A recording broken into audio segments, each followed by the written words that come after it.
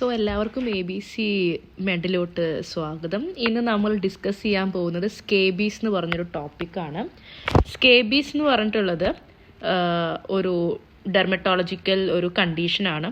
So ഈ ഒരു വീഡിയോയിൽ നമ്മൾ ഡിസ്കസ് ചെയ്യുന്നത് ഇതിൻ്റെ mode of transmission, clinical features, ഇതെങ്ങനെയാണ് നമ്മൾ ഡയഗ്നോസ് ചെയ്യുക, അല്ലെങ്കിൽ ഇതിൻ്റെ മാനേജ്മെൻറ്റ് എങ്ങനെയാണെന്ന് എന്നാണ് നമ്മൾ നോക്കാൻ പോകുന്നത്. സോ ഈ സ്കേബീസ് എന്ന് പറഞ്ഞിട്ടുള്ളത് ഒരു തരം ചൊറിയാണ്. അത് ഇൻറ്റൻസ്ലി ഇച്ചി റാഷാണ്. It will be caused by ഈ സാർക്കോപ്റ്റിസ് സ്കേബി വാർ ഹോമിനിസ് എന്ന് പറഞ്ഞിട്ടുള്ള ഈ ഒരു ഇച്ചി മൈറ്റ് എന്ന് പറയും. ഇതൊരു എക്ടോ പാരസൈറ്റിക് മൈറ്റാണ്. എക്ടോ പാരസൈറ്റിക് എന്ന് പറഞ്ഞിട്ടുണ്ടെങ്കിൽ നമ്മുടെ സ്കിന്നിൻ്റെ മേലെ ഇത് ഉള്ളിലോട്ട് പെനട്രേറ്റ് ചെയ്യില്ല. ഓക്കെ, അതാണ് ഈ സാർക്കോപ്റ്റിസ് സ്കേബി വാർ ഹോമിനിസ്. ഇതെങ്ങനെയാണ് ഇനി ട്രാൻസ്മിറ്റ് ചെയ്യുക എന്നുള്ളതാണ്. അതിൻ്റെ മുന്നേ ഇത് നമ്മൾ കുട്ടികളിലും അതുപോലെ തന്നെ യങ് അഡൾട്ട്സിലുമാണ് ഇത് കൂടുതലും കാണുന്നത്. പക്ഷേ ഇത് ഇന്ന ഗ്രൂപ്പ് ഓഫ് പീപ്പിളിൽ മാത്രമാണ് കാണുക അങ്ങനെയൊന്നുമില്ല.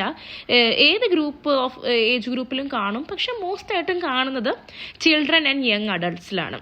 അപ്പോൾ ഇതിൻ്റെ മോഡ് ഓഫ് ട്രാൻസ്മിഷൻ എങ്ങനെയാണെന്ന് വെച്ചിട്ടുണ്ടെങ്കിൽ പേഴ്സൺ ടു പേഴ്സൺ, അതായത് ഇപ്പം ഈ സാർക്കോപ്റ്റിസ് സ്കേബീസിൻ്റെ ന്യൂഡ്ലി ഫെർട്ടിലൈസ്ഡ് ഫീമെയിൽ മൈറ്റ്സ് ഉണ്ടാവും. ഈ മൈറ്റ് എന്ത് ചെയ്യുന്നു വെച്ചിട്ടുണ്ടെങ്കിൽ ഒരു 15 to 20 നിമിഷം നമ്മളിപ്പോൾ മിനിറ്റ് നമ്മൾ എന്താ പറയുക, ഈ സ്കേബീസ് ഉള്ളൊരു വ്യക്തിയുടെ കൂടെ നിന്നിട്ടുണ്ടെങ്കിൽ ആ ഒരു 15 to 20 മിനിറ്റ് മതി നമുക്കത് കിട്ടാൻ.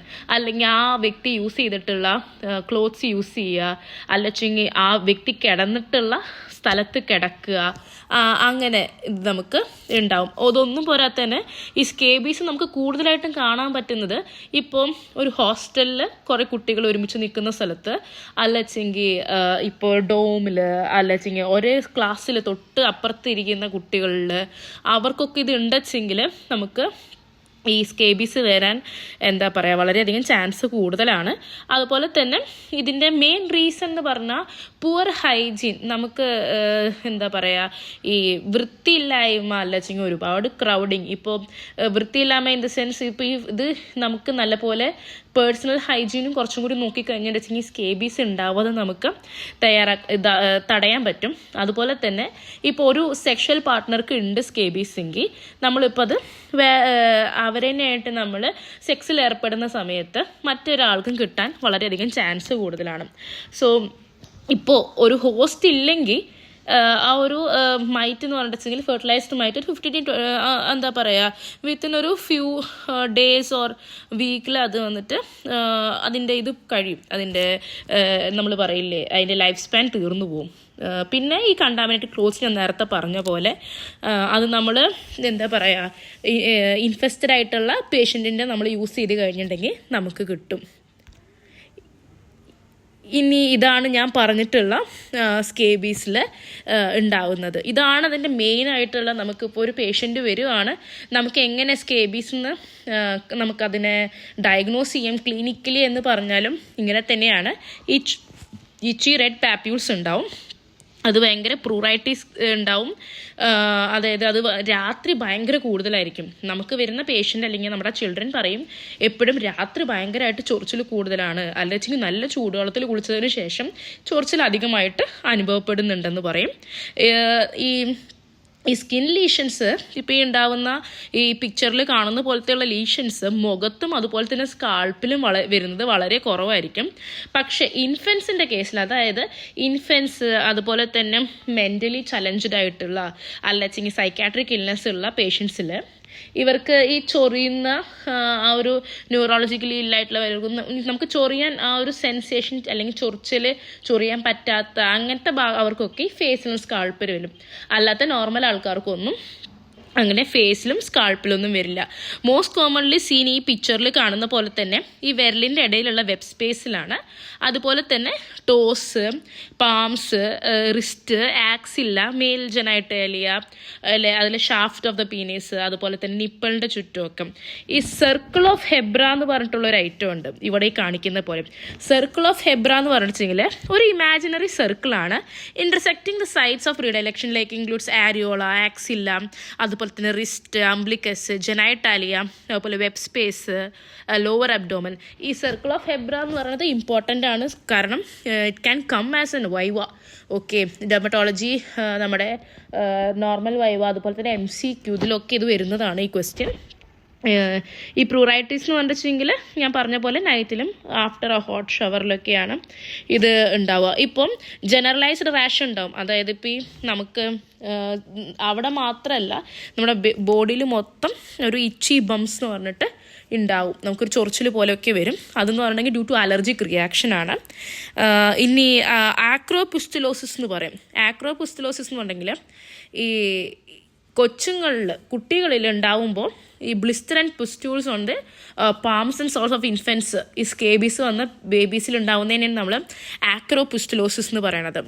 ഇനി നമ്മൾ പറയണ പോലെ പാത്തോഗ്നോമോണിക് സൈനും ഉണ്ട്. പാത്തോഗ്നോമോണിക് സൈൻസ് ഓഫ് എന്താ പറയുക, ഈ നമ്മുടെ ഇത് സ്കേബീസിന് എന്താണെന്ന് വെച്ചിട്ടുണ്ടെങ്കിൽ linear or curved skin burrows ആണ്. ബറോസ് ഇൻ വിച്ച് അവിടെയാണ് മൈറ്റ് ജീവിക്കുന്നത്. അത് നമ്മുടെ വെബ് സ്പേസിൻ്റെ അടിയിലൊക്കെ നോക്കിക്കഴിഞ്ഞാൽ ഒരു ഡാർക്ക് വേവി ലൈൻസ് ഉണ്ടാവും. അതിൻ്റെ ജെറ്റ് വേവ്സ് എന്നൊക്കെ പറയും. അതൊരു 15 മില്ലിമീറ്ററിന് അത്രയാണ് വലുപ്പം ഉണ്ടാവുന്നത്. ഇതിൻ്റെ മൈക്രോസ്കോപ്പിക് എക്സാമിനേഷനിലെ content of burrow is one of the question. അതെന്ന് പറഞ്ഞിട്ടുണ്ടെങ്കിൽ അതിൽ മൈറ്റ്സ് ഉണ്ടാവും, എഗ്സ് ഉണ്ടാവും, മൈറ്റ് ഫീസീസ് ഉണ്ടാവും, സ്കൈബാല എന്ന് അതിനെ പറയാം.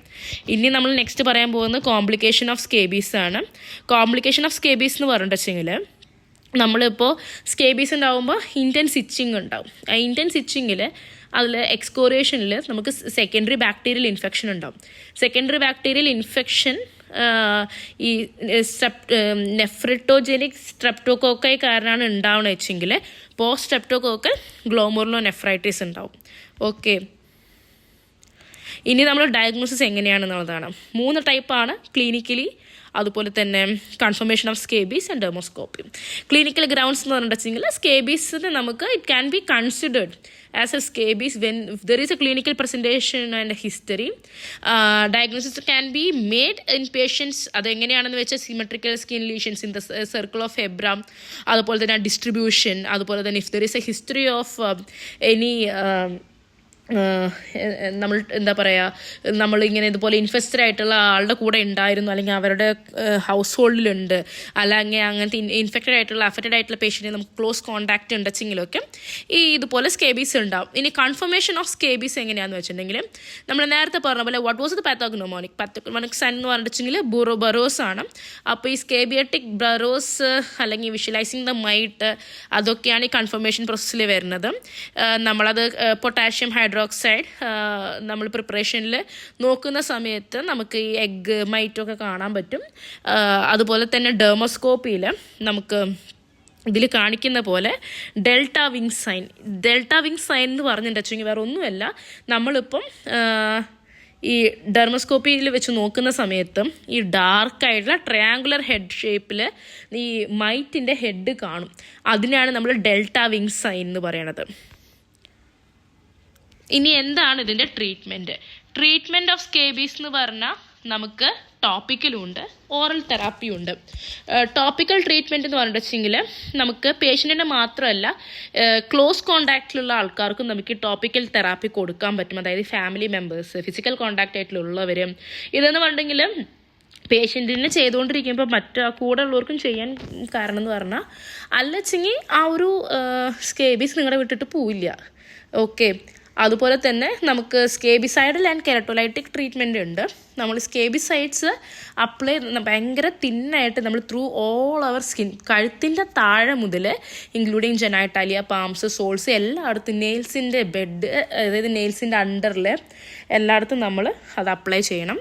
ഡ്യൂറേഷൻ ഓഫ് ട്രീറ്റ്മെൻറ്റ് എന്ന് പറഞ്ഞിട്ടുണ്ടെങ്കിൽ ഈ നമ്മൾ എന്താ പറയുക, ഒരു വട്ടം ഉപയോഗിച്ചാൽ തന്നെ നമ്മുടെ ഈ ഇൻഫെസ്റ്റേഷൻ നമുക്ക് ട്രീറ്റ് ചെയ്യാൻ പറ്റും. പക്ഷേ നമുക്ക് ഈ ഇച്ചിങ് സംഭവങ്ങളൊക്കെയാണ് 4 ആഴ്ചയ്ക്ക് ശേഷം മാറണത്.